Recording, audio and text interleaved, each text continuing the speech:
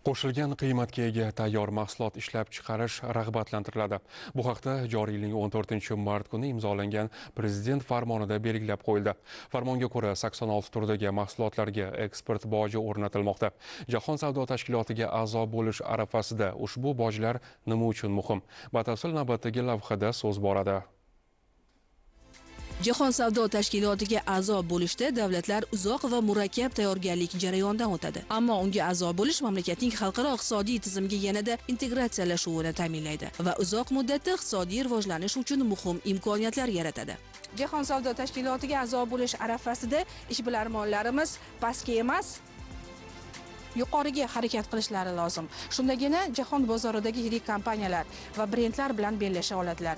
Jahon savdo tashkilotiga kirish davlat uchun kuchli siyosiy irodani ko'rsatadi. Tadbirkorlar birinchi navbatda raqobat qilishi ichki bozor bilan emasda, xalqaro, ya'ni o'zi shu sohada rivojlanib bo'lgan professional firmalar bilan raqobat qilishga to'g'ri keladi. Xalq nimani kutadi deydigan bo'lsa, Jahon savdo tashkilotiga kiradigan bo'lsak, narxlar arzonlaydi yoki boshqa narsa deb kutishi mumkin. Bu narsa tez bo'lmaydi, bosqichma-bosqich bo'ladi. Iqtisodiyot samarali ishlashni boshlagani uchun kuniy iste'molchilar, uy xo'jaliklari, insonlarda tovarlarda sifatida ortishi, narxlarda tushishlar kuzatiladi. Endilikda tabiiy gazdan go'shtgacha 86 turdagi tovarlarga eksport boji joriy etiladi. Bu borada 2024-yil 14-martda Prezidentning mahsulotlar eksporti tartib taomillarini takomillashtirish va qo'shilgan qiymatga ega tayyor mahsulotlar ishlab chiqarishni rag'batlantirish chora-tadbirlari to'g'risidagi farmoni qabul qilindi. Ushbu farmon O'zbekistonning 2030-yilga belgilangan strategiyasini to'ldirib, mahsulot va xizmatlar eksportini 45 milliard dollarga yetkazish nimani hisobiga amalga oshiriladi deydigan bo'lsak, demak bu yerda xomashyo mahsulotlarini eksportini kamaytirgan holda o'rniga qo'shimcha qiymat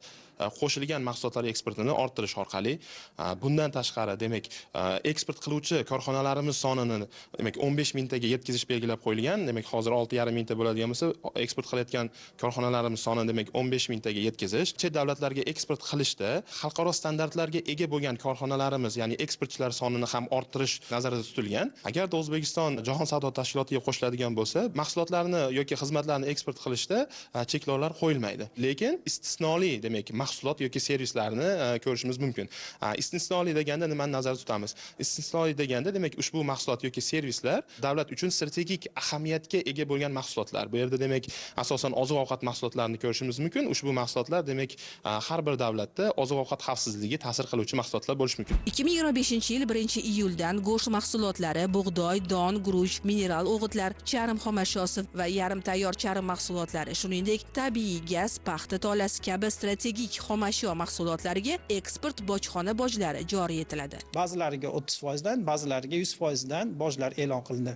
Bungacha bo'lgan davrda bunday bojlar mavjudmidi desa, yo'q, bunday bojlar mavjud bo'lmagan. Lekin bularda eksporti ham qilinmagan. O'zimizga ham bu tovarlar yetmagani uchun xomashyo sifatida eksport qilishga ruxsat berilmagan. Endilikda bu narsa Jahon savdo tashkilotining qoidalariga muvofiqlashtirildi. Sotish eksklyuziv huquqi qaysi tashkilotga berilmayapti-da, faqat boj qo'yilyapti. Agar shu bojlarga qanoatlantiradigan tashkilot bo'ladigan bo'lsa, bu narsani eksport qilishi mumkin. Iqtisodchilar mazkur farmoni eksport tartib tamoyillarini yanada takomillashtirish, mahalliy xomashyo asosida qo'shilgan qiymatga ega tayyor mahsulot ishlab chiqarishni rag'batlantirish va qayta ishlash sanoatining investitsiyaviy jozibadorligini oshirishga xizmat qilishini ta'kidlashmoqda. Jahon savdo tashkilotlariga a'zo bo'lishgacha qishloq xo'jalik mahsulotlarini, bu go'sht bo'ladimi, don mahsulotlari hamda ipak mahsulotlarini Vazirlar Mahkamasining maxsus qarori asosida qisman muddatlarga eksportga ruxsat etilgan. Jahon savdo tashkilotiga a'zo bo'lganimizdan keyin ushbu ma'lum muddatdagi cheklovlar hammasi yo'q bo'ladi.